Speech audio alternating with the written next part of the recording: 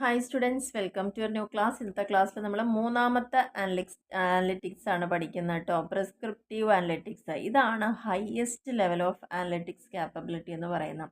ഇവിടെ മെയിനായിട്ട് യൂസ് ചെയ്യുന്നത് choosing optimal actions once an organisation gains insights through descriptive and predictive analytics. അതായത് ഒരു സ്ഥാപനം ആദ്യം അപ്ലൈ ചെയ്യുന്ന അനലിറ്റിക്സ് ഏതാ? ഡിസ്ക്രിപ്റ്റീവാണ്. അതിൻ്റെ ബേസിൽ അവർ പ്രിഡിക്റ്റീവ് ചെയ്യും.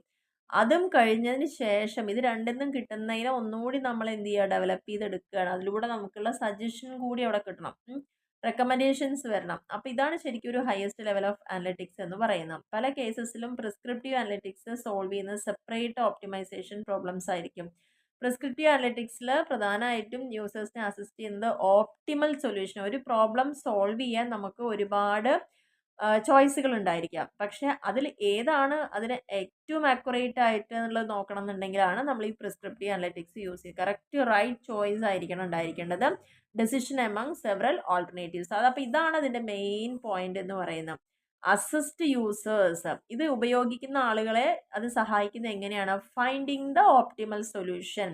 ഒരു പ്രോബ്ലം സോൾവ് ചെയ്യാൻ നമ്മുടെ മുമ്പിൽ ഒരുപാട് ഓൾട്ടർനേറ്റീവ്സ് ഉണ്ടായിരിക്കും. പക്ഷെ അതിൽ ഏറ്റവും അനുയോജ്യമായത് സെലക്ട് ചെയ്യുക എന്നുള്ളതാണ് പ്രിസ്ക്രിപ്റ്റീവ് അനലിറ്റിക്സ് കൊണ്ട് യൂസ് ചെയ്യുന്നത്. ഓക്കെ, അപ്പോൾ പ്രിസ്ക്രിപ്റ്റീവ് അനലിറ്റിക്സിൽ ശരിക്കും ഇവിടെ നോക്കുമ്പോൾ വാട്ട് ഷുഡ് വി ഡു, നമ്മൾ എന്താണ് ചെയ്യേണ്ടത്, how can we achieve the best outcome, എങ്ങനെ ഏറ്റവും നല്ലൊരു ഔട്ട്കം അച്ചീവ് ചെയ്യാം എന്നുള്ള കാര്യങ്ങളെക്കുറിച്ചാണ് അവിടെ മെയിനായിട്ട് ഫോക്കസ് ചെയ്യുന്നുണ്ടാവുക.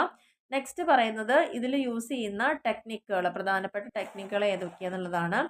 അപ്പോൾ ഇവിടെ ഫസ്റ്റ് ടെക്നിക്ക് എന്ന് പറയുന്നത് ഓപ്റ്റിമൈസേഷൻ ആണ്. ഓപ്റ്റിമൈസേഷൻ എന്ന് പറഞ്ഞാൽ ഇവിടെ അൽഗോരിതംസിന്, അതായത് linear programming, integer programming, genetic algorithms, അതൊക്കെയാണ് ഇവിടെ മോസ്റ്റ് ഇഫക്റ്റീവ് ആയിട്ടൊരു സൊല്യൂഷന് വേണ്ടിയിട്ട് യൂസ് ചെയ്യുന്നത്. സിമുലേഷൻ മെത്തേഡ് യൂസ് ചെയ്യുന്നുണ്ട്. ഡിഫറെൻറ്റ് സിനാരിയോസ് ആൻഡ് ഔട്ട്കംസിന് അനുസരിച്ച് മോഡൽസ് ഉണ്ടാക്കുക, എന്നിട്ട് അത് ടെസ്റ്റ് ചെയ്യുക പലതരത്തിലുള്ള കാര്യങ്ങൾ വെച്ചുകൊണ്ട്. പിന്നെ മെഷീൻ ലേണിംഗ് ആണ്. പിന്നെ heuristic and rule based systems use ചെയ്യുന്നുണ്ട്.